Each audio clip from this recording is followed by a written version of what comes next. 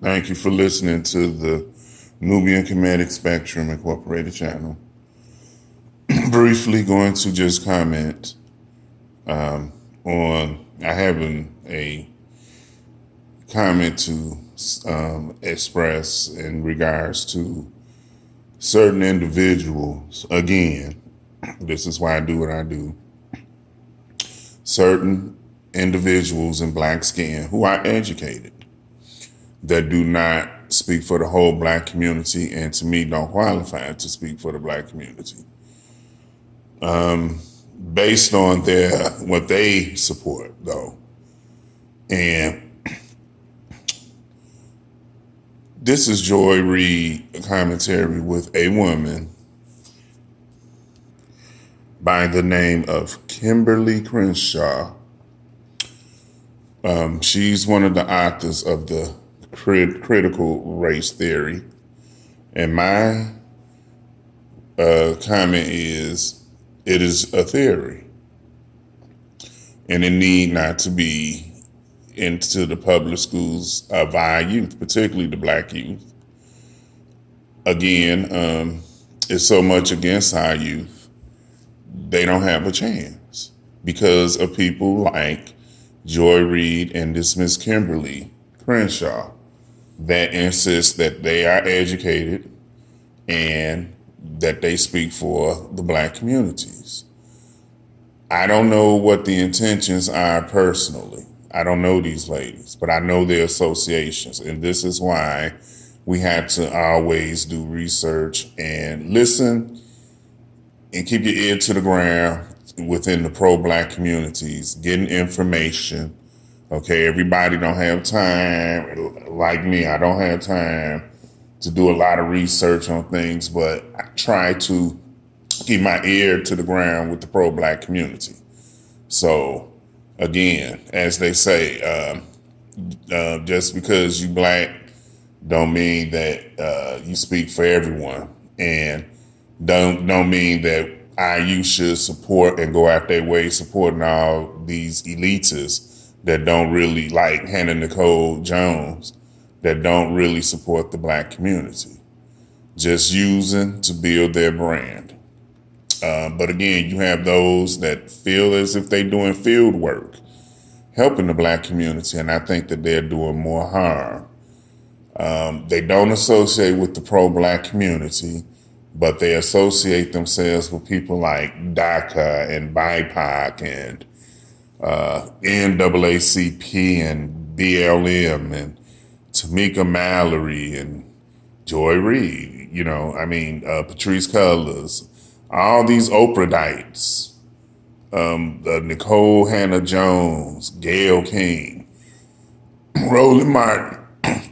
These individuals are educated.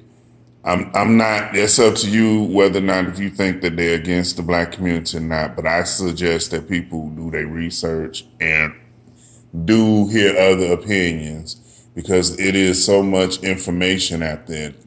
And yet the media hire these people. They know what they're doing. They know the conversations and the topics that they choose and the words that utters out of their mouth and their commentaries. And they know that they're very disingenuous and by large on information that, they're using facts, but they're being disingenuous, but they're not being honest, because they use our ignorance against us. They're not being honest with us. They don't support the black community. They support other agendas.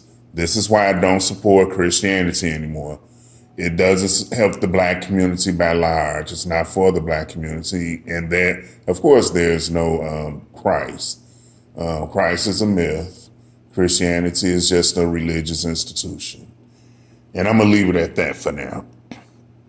To understand the problem in order to intervene in it, to understand why the greatest hopes for a republic were not in it, to understand why the greatest hopes for our republic were not being realized, even though these hopes were encoded in law. So critical race theory just inherits the beliefs and the hopes of Frederick Douglass, Martin Luther King, who basically want the law to do for the freed people what the law did for enslavers.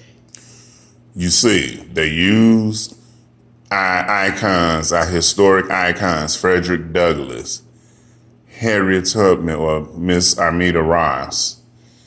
They use Leo Hansberry. They use all of our great historians to build off of. And you have to understand that our historians didn't have as much of the data. We fed off of their data. They had a fine understanding, a lot of historians, but they don't speak for a lot of these historians. Okay? They don't speak for Malcolm X. They don't speak for Martin Luther King. They speak on behalf, and see, this is why I say they educated in black skin, but they don't speak for the whole community. And let me just break it down and just say it again. Just because you're black don't mean that we all agree on the same issues. And, this race theory may come from, I don't know what kind of research, what opted to want the system to want this within our schools, teaching our youth. I don't understand this, but I'm gonna say this. I think it needs to be further investigated. I think it needs time. I think it needs to find a better trajectory of interest and how to execute this way of, study. I don't know. But I think they going too quick with this one, with this critical race theory. All these things, all this LGBT-ish type of white apple is due to the white apple effect. And again, I can't urge enough that, we got so much against us. The media uses our own people. We got educated people that don't speak for the black community, but it is speaking for the black community, and that's dangerous. These hopes were encoded in law. So critical race theory just inherits the beliefs and the hopes of Frederick Douglass, of Martin Luther King, who basically want the law to do for the freed people what the law did for enslavers. And we picked that up in the 70s and 80s after the civil rights movement to say, okay, so now we've had this big civil rights movement. We have all these laws in the books, but things really aren't looking as different as they should if we are really the society that we say we are. So we Who does this woman really speak for? Law wasn't just the neutral referee. What sorority does she support and participate in? These are the type of questions I think that is fair to ask. That are embedded in the Constitution. What organizations does Miss Kimberly Crenshaw and Joy Reid support? Is there a K through 12 curriculum on critical race theory that's being taught in schools around this country?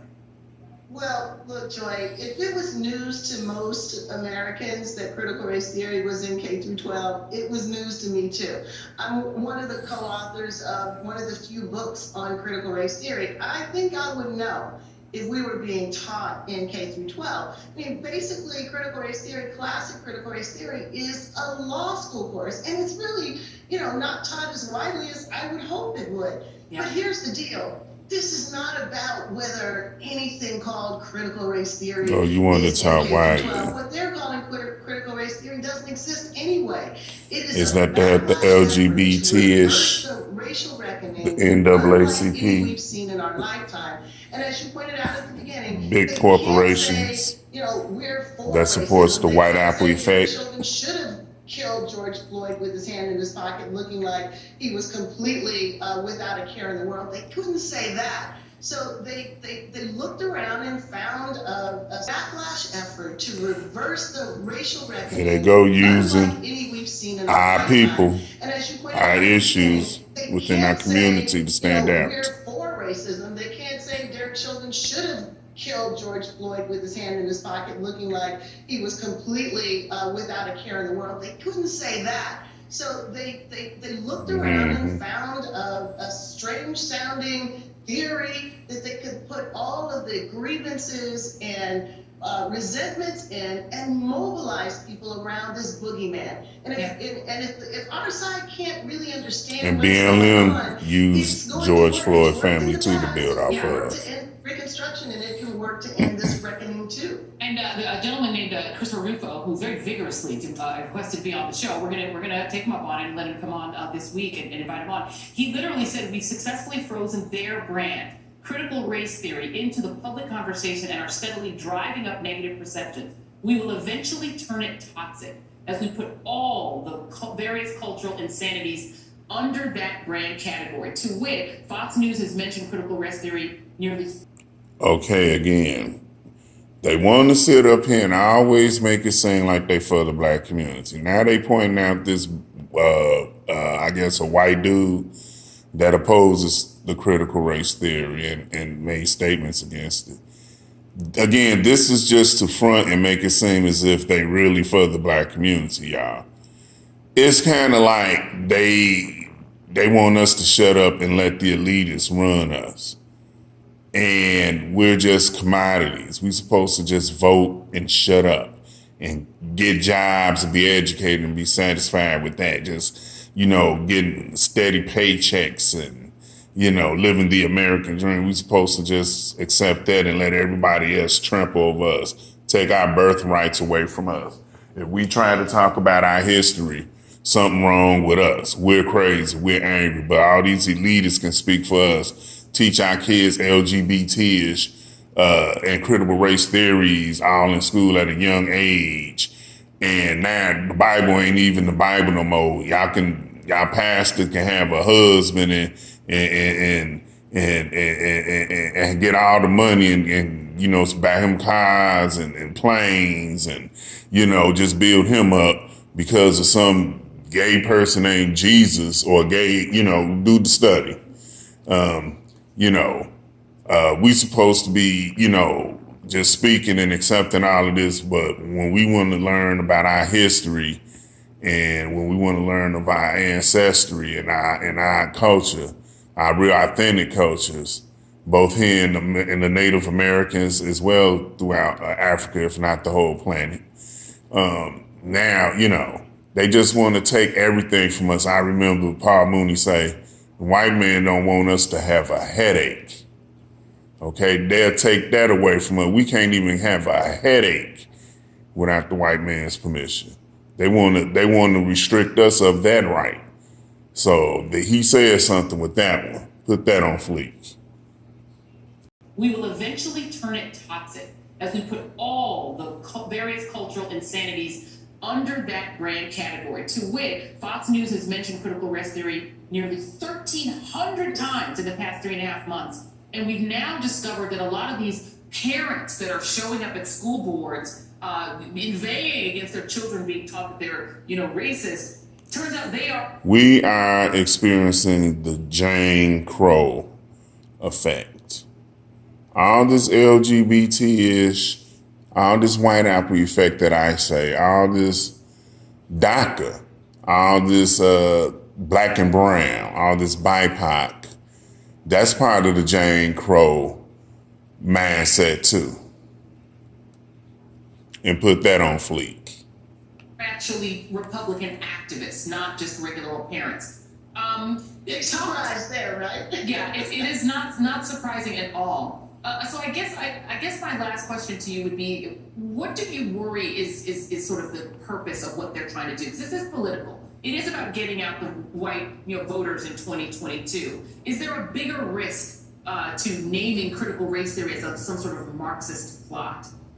Well, of course. I mean, the biggest risk They're is that using this that term tried and Marxist. true framing of anti-racism as racist against white people is going to win again. It won at the end of the Civil War when civil rights were framed as reverse discrimination against white people. It won after Brown versus Board of Education when integration. Yeah, use the facts to make yourself look good. But what is your real motive? And have a sense of what's at stake. So stories. Turns out a lot of them were not Who do you verifiable, really that support? the Who other will side you is really putting out support? there. You're not going to hear, and you should, what is happening with these bans. You're not going to hear Joy that Reid, an essay Miss Kimberly. by Ta-Nehisi Coates was the reason why a school Black teacher folks was ain't got fired. no You're not gonna hear friends. about the affinity Ain't groups nobody and taught y'all that. Y'all know actual all this, but y'all don't know universities and that. programs, the Black folks ain't got no educational friends. programs, that are being canceled. So we need to see materially what this is doing in order to weigh into this. If anyone was mobilized by last year, And tell open too, black folks ain't got no friends. January 6th, then you are on our side with this, and you need to get involved. Ibram Kendi, Dr. Ibram Kendi, who's a college professor, you call him the guru of critical race theory. So we reached out to him. I've interviewed him before, so we reached out to him because you say he's the guru of critical race theory. You name him a lot in a lot of your, both in your manifesto or your talking points memo, but also in your video. We reached out to him. We asked him. We asked him if he's a critical race theorist. He said, "I admire critical race theory, but I don't identify as a critical race theorist. I'm not a legal scholar, so I wasn't trained on critical race theory. I'm a historian." And Chris would know this if he actually read my work or understood that critical race theory is taught in law schools. I didn't attend law school, which is where critical race theory is taught. It's really the only place it's taught. NBC has looked into everywhere, and it's Go to not taught. MSNBC, Joy This is the Reid. second thing he said, which is strange to Critical me. race theory is taught in law schools. Monologue. This should be a dialogue, right? Am I right? It's my show, so it's how I want to do it. So let me read you one more quote from him, because you've made. See, now she's the hero for the black community. She's the beacon. She's educated. That racism is inherent to whiteness, and that is one of the core charges that you're making about, these sort of what you consider like sort of woke studies in school. This is what Ibram Kendi has said in his own words. He said, "We've been taught that racist is essential to who a person is. It's a fixed category. It's in someone's heart. That's one of the reasons why people are unwilling to or unable to admit the times in which they're being racist, because it's not just admitting I was being racist in that moment. Basically, we're tattooing racist on our forehead for the rest of our lives." Isn't that the opposite of what you're arguing? Well, I'll say two things. First of all, it's very interesting to me that so many people are now running away from the race of the label of critical race theory. But He's not a critical race theorist. Hold on. I'm going to quote two critical race theorists. Barbara Applebaum with the book Being Good, Being White. She says, quote, "All white people are racist." Robin DiAngelo, who's another critical whiteness studies scholar, says that, quote, all white identity is inherently racist. So what you're doing is you're Quit Negro-splaining, Joy Reid. Critical whiteness studies is a subfield of critical race theory. No, it's not. These things are all deeply interrelated. They're not. And I'm not going to let you play word games. And this is really, I think, the most essential thing. Hold on. No. Let me respond at least once. I haven't gotten a full sentence out. Because I'm not going to let you see. One of the things that I don't know, you probably never watched my TV. Just we didn't know who each other were, not long ago. But I don't allow people to just make up and say lies on the show. It's just not really right to do that and let people hear. But hold on. But you're disingenuous and you're deceitful too. You're using facts. I want everyone to know that, Robert. I don't know who the other woman is, but she's not. But let's just go through a bit. To make yourself look good. You're using facts. And your black people, Joy. Where did the term whiteness come from? Sure, I think this is an important point, and I hope you let me actually get a full paragraph out about this. Go for it. Whiteness is the idea that there is some kind of metaphysical category in the world, that all white people are reducible to this essence of whiteness. Then what happens is that they load all of these negative connotations. They say that whiteness is by definition that includes journalists and editor. Includes white privilege, includes internalized white superiority. And then what they do is they try to impose these reductive racial categories onto individuals. And I actually agree with Kendi's approach. I think that we should fight race essentialism. But the problem is that critical race theory enshrines race essentialism. And you see it in schools. And I'll give you 3 examples of critical race theory being taught in schools. Hold on one second. Wait, hold on. Let him give his examples. These are in your talking points, sir. Chris, these are in your talking points, and I know what you're going to say because you said it with Mark Lamont Hill. You repeat these same things. They're in this manifesto. People can read it online. Let me just go for a second. On the subject of whiteness, are you aware, since you say that I guess you're sort of a quasi-historian in your thinking, that whiteness was actually formed in the United States? That whiteness didn't even exist as a thing. Europeans were all European. They considered themselves Italian or Polish or whatever. When the colonists came here, they actually created the idea of whiteness. This is from the Smithsonian. Okay, but we don't need you called the savages, the natives. This is why the pro-black community is best in teaching us the understanding of history and world history events.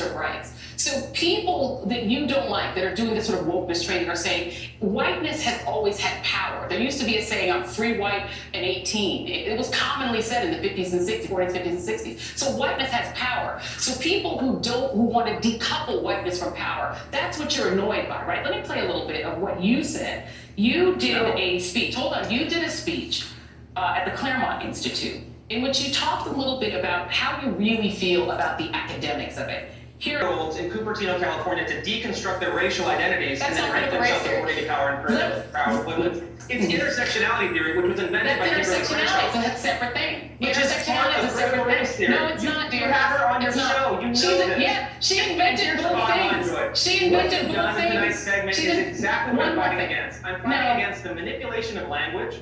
I'm fighting against you're fighting against. You can watch this on MSNBC, the Joy Reid Out. With subversive content. Because otherwise you just say whatever you want and then you back away from it and you dance around it. It's not going to happen. Parents all over the country, they know what's happening in He got a good point. what's happening in public institutions, and you're seeing people revolt against this divisive identity politics.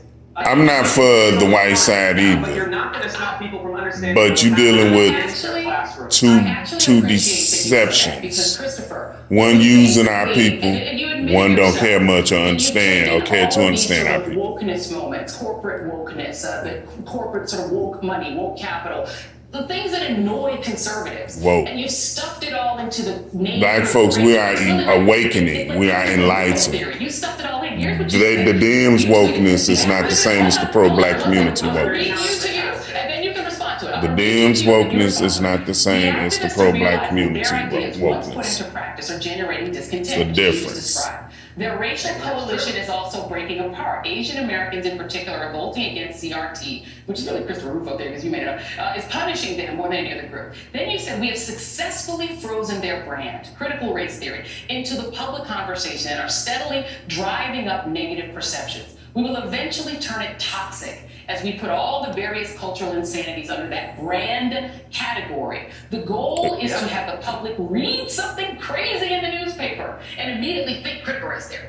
We have decodified the term and will recodify it to annex the entire range of cultural constructions that are unpopular with Americans. Aren't you just taking wokeness stuff that annoys you and calling it critical race theory? No, not at all.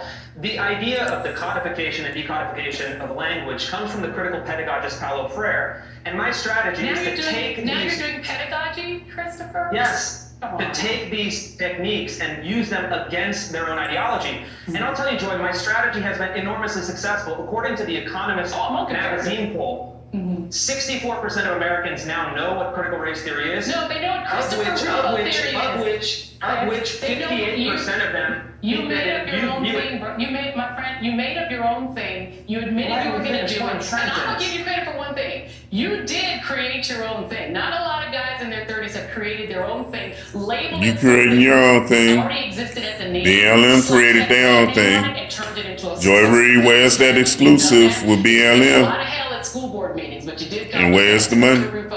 Thank you, man. Thank you for being here. Well, Joy, I appreciate Where's the it. money, Joy Reid? As the most, With the BLM organization, ask that. in the world. I hope next time you give me at least a chance to complete 2 sentences. I think it'll be a lot more fun. None of you are But going to we'll do try talking again points. next time. They were your talking we'll points. try again. People can read your talking points online. Either one of these cats is for the pro-black community. I'm just telling you that now.